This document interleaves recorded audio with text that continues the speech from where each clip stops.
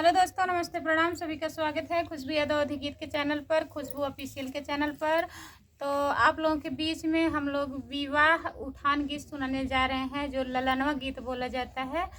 तो आगे लगन आने वाली है, लगन चल रहा है, तो हम लोग सुनाने जा रहे हैं। आप लोग लास्ट वीडियो तक बने रहिएगा, ढेर सारा प्यारा आशीर्वाद दीजिएगा।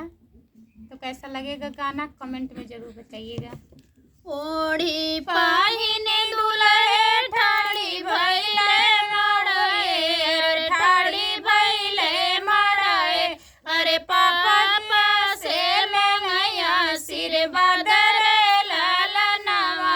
अरे पापा से मंगैया आशीर्वाद रे लालनवा।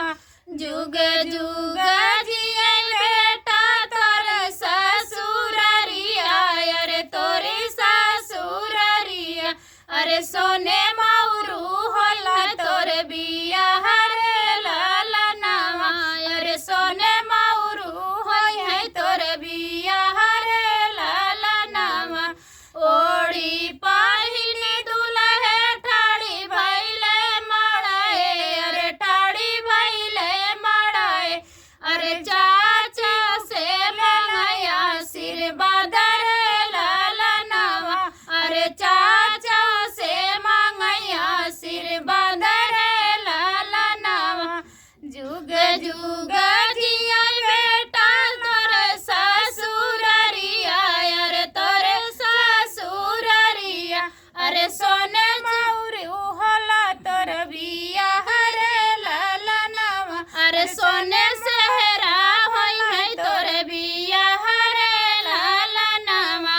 अरे सोने सेहरा होई है तोर बिया रे लालनवा। जुग जुग जियै बेटा तोर ससुररिया। अरे तोर ससुररिया।